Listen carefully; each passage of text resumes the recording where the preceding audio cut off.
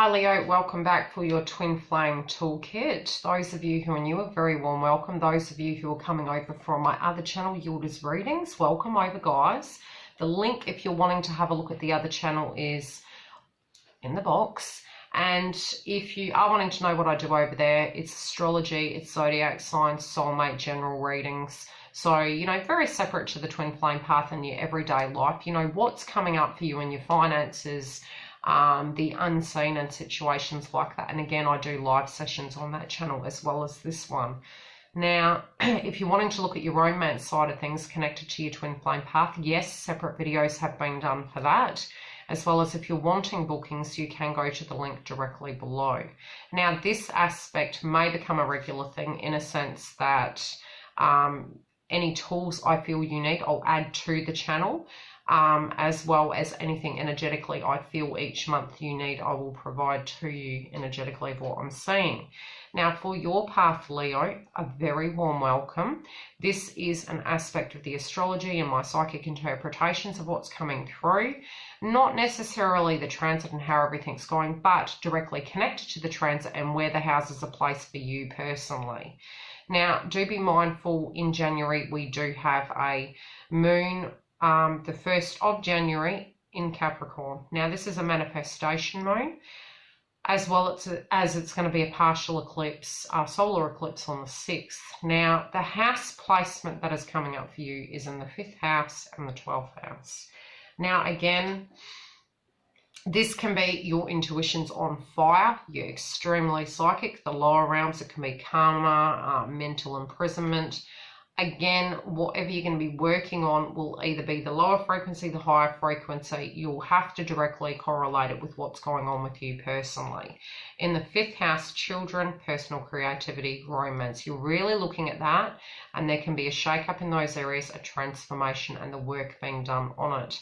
Anything around the first week, you'll find that what you'll be doing is any epiphany moments you have of what you're wanting to invest in and how you're wanting to move forward will come up in the first week.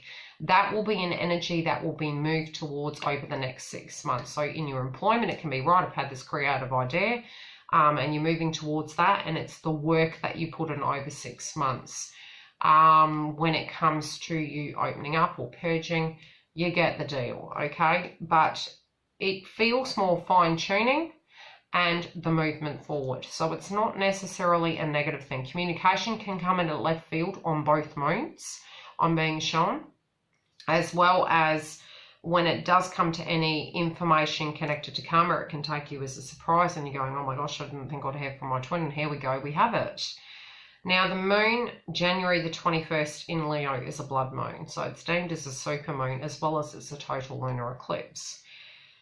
It again does fall in your 1st house and your 12th house, connected to self, connected to your means to provide, and also, again, connected to your spiritual connection, karmic ends, and psychic downloads. Again, where you're feeling mentally imprisoned, or 3D imprisoned sometimes, but it can be lower frequency, your confinement, your karma, it can be cheating, or higher frequency, it can be your interconnection to source, and your spiritual connection with your twin and having that intuition download. Now, the sun at the same time is going to be in Aquarius, and both the sun and the moon have the higher frequencies and the lower frequencies. With the moon, are you trusting in your intuition? In the moon, are you not trusting it because you can't see? Okay, in the sun, are we overcompensating for pain body experiences in a nasty, narcissistic, angry, aggressive manner? Are we operating from ego, or are we utilizing that as a power core sense to manifest and bring things to fruition and addressing them head on? So with the sun, it's going to be in your 1st house, connected to your image, your abilities to provide for yourselves, your expression. In the 7th house, your partnership, spouse, and open adversaries, and that's, where perhaps there is aspects of, how you're interacting with someone and it's probably not at the highest of frequencies. And really, within the twin flame journey, they do actually move us towards a non-codependent frequency and a oneness within ourselves. So it's It's what can be looked at that point. Past tense sense or current tense sense. Higher education and your belief system. So really light is going to be shone upon that, and it can be directly with the complete lunar eclipse. It can be the aha moment connected to things, plus information and contact. Mercury in Capricorn on the 5th is third eye and root chakra. So you can be looking at your personal resources, your finances, etc., as well as land and material value. And you may be intuitively thinking about that, about how to communicate about such issues. So if you're in a relationship and you're not happy and you're dividing assets, and you've decided but you haven't communicated, it's something you're meditating upon communicating about. Others of you, there's also jobs, personal services, health and employment. So again, thinking about discussing things with your employers, communicating about things, but intuition wise, especially with the first energy coming through with the partial solar eclipse, you can be meditating upon what needs to change. So if you're not happy with your current employment or what's going on, you might be thinking about a transition or a change or an offer that's coming. This can also be areas where you're moving towards in a sense of knowing it's something that needs to be addressed. Now, in the 11th house, it can be connected to your associates, social value, your aspirations and dreams, and really starting to address those areas. But again, meditating upon them in your communication house and waiting for information to come in towards you in order to address that area. Which is interesting because it's not like the partial solar eclipse can actually affect Mercury. And the total may distort it and delay things. So when it comes to communication, be very mindful in relation to what's coming through, especially when there can be delays in information, cross wires, maybe not everything's seen straight away. So just go with the flow with situations, but trust in your intuition. Now, Mercury in Aquarius on the 24th is connected to the total lunar eclipse, root chakra, throat chakra. Your personal resources, ideas and ways of expressing them, partners, spouse and open enemies, friends and associates. So again, a similar energy coming through of looking at things and how you're going to change things, perhaps even looking at how you were in the past, who people are now to the core, having some insight into it and maybe being quite surprised. Also hearing from past tense people as well. Saturn in Capricorn is going to be in root chakra. Now, Saturn is like the father figure of universe, so to speak. So really on the twin flame journey, it's handy to pay attention to the transits of Saturn. Saturn's really going to show you energetically what you're needing to change. And it's sort of like you highly know you need to, and if you don't, it's going to show it to you. And when you do, the transit forward is going to show you, and you're going to be like, all right, I can see some warning signals here. I actually need to change X, Y, and Z. And then you don't directly address it. Then when it goes in retrograde, there can be tower moments where you're going to have to address those areas. Pre-warned, forearmed. We are moving mid-year into a transit of 4 months retrograde. So at a financial level, at a spiritual level, use the energy you have right now. Don't go like a bat out of hell to a point where you're not focusing. Try and have a stable routine, especially with Jupiter, which is all about expansion. Uranus with our spirituality, Neptune with our distortion and illusions. We need to have a navigation system. So we will be all over the shop. We need to have the access, right? So this can be a home-based ground, a healthy, very basic routine to connect to bring us back down to earth, especially with all this root chakra going on. We're going to need to be grounded. So Saturn in Capricorn is going to be in the 5th house, 6th house and 7th house. And this is going to be covering children, romance, and personal services. So, you know, what you put into jobs, personal services, health and employment. Again, what you're needing to change, what you're needing to address, what you're needing to look at, partners, spouse, and any aspects of codependency, okay, where it's not as balanced on what you know needs to change. And if you're not with your twin flame and this is something mentally you're thinking about, it's about just being in alignment and truth with that and knowing that you need to wait for that to change, but something on your side energetically will be needing to change at the same time.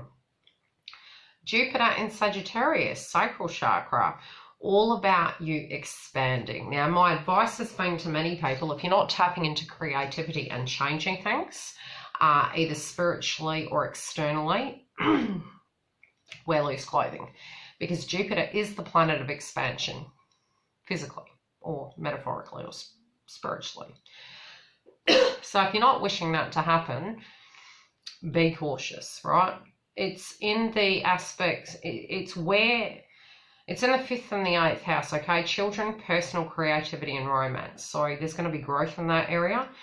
Also connected to people, people's resources, legacies and anything you're moving towards in a sense of your career, what you're wanting to be known for. Be careful that vibration you're putting out, you know, be careful the work that you're putting into things, but grow that legacy. Pluto in Capricorn in sacral chakra. This can be where changes are going to come at left field without warning. And again, I am feeling this connected to both the moons, right? The 4th house is your psychological foundation and any domestic related situations. So that can come to a sharp end. Anything in your job that is not in alignment, your health or your employment, there's changes. And this can be high frequency or lower frequency, depending on how you're traveling, okay? Some of these steps we can actually skip if we're more connected to our North Node and we're addressing who we need to be and going with the flow with the planets and addressing things as they come, not sweeping them under the carpet. So if you're doing such, it's going to be super healthy to that situation. Neptune in Pisces, again, 3rd eye chakra. This is where our delusions are and illusions, but they can be hopes and dreams, but we need to be grounded and we need to put the work in to directly make things happen. It is connected to your employment, your personal services, your health, other people's resources, legacies, and your ability to bounce back. So it might be that you feel disillusioned in that area right now and you're like, what way do I go? What way's up? What way's down? Get grounded. Try and come back and do the work at a 3D level, very basically. Try not to get overwhelmed and trust in the process, especially when we're getting overwhelmed and we've got that aspect in Neptune. It can make you feel all over the place and you're going to need to be very grounded. Uranus and Taurus, which is your dreams and what's going to come up in a spiritual sense. Taurus probably isn't going to really like that energy. And I have mentioned that in previous videos where Taurus really wants things to stay the same. It feels comfort. It's connected to comfort and home, and whereas Uranus is about the spiritual sense and the connection, but the lack of connection, that we are everything and everything is us and everything is nothing. It is within the 7th and the 10th house, which is partners, spouse, open enemies, other people, your public image, your social contributions, profession and parents. So with this placement, what you can find is your ideal of what partners are and what it will be totally different. Maybe at a 3D level, you're looking at it 3D. And I've always said this connected to the twin flame journey. In a twin flame journey, it is not a traditional relationship. So if they're base frequencies that come up and you trying to squash it into a shoebox it doesn't belong in, it just won't fit. But it's also you acknowledging the fact that you don't fit the traditional paradigms anymore. And that's very frightening. When we're trying to go back, and especially in 2018 at the end, all of us were feeling like we were going to a funeral. And it's because we literally had been in the emergency ward, we had purged so much and we were looking at it going, oh my God, who am I now? A lot of that was also connected to the transit of Scorpio in many of the planets, right? So the planets were in the house of Scorpio, which was the darker realms and the wounds that were all coming up. And that transit was for a very long time. So collectively, it was like we were going to a national funeral energetically, because our old life had fallen away so much, so it's like we died. So for you spiritually, it may be that you're looking at your life going, where the bloody heck to now? And that's okay. It's just take a breath, breathe, take every day as it comes. It's just different, okay? It's not going to be the same year. Yes, it's frightening to do new things, especially with this placement. You know, all of us are going to have the same placement. Not necessarily the same houses, but all of us with the Uranus and Taurus will have the same fair-based frequencies connected to our spirituality, our growth, and where we're going to from here. So trust in that process, that you're not alone, and that we all are uneasy when it comes to this transition, but you're definitely not alone. When it does come to the way you are perceiving yourself and your employment, that's going to change and it's going to grow and it will be beautiful, but it's about you trusting in that process and stepping outside the box. Mars in Aries is connected to any domestic related issues for you, as well as endings, parents. It's connected to throat chakra and root chakra. So with Mars in Aries, you're definitely going to be looking at your home-based situation. If it's happy, if it's wonderful, if that needs to change. You know, maybe the energy between you and your twin, what needs to change in it, regardless of them being there or not. They're always with you.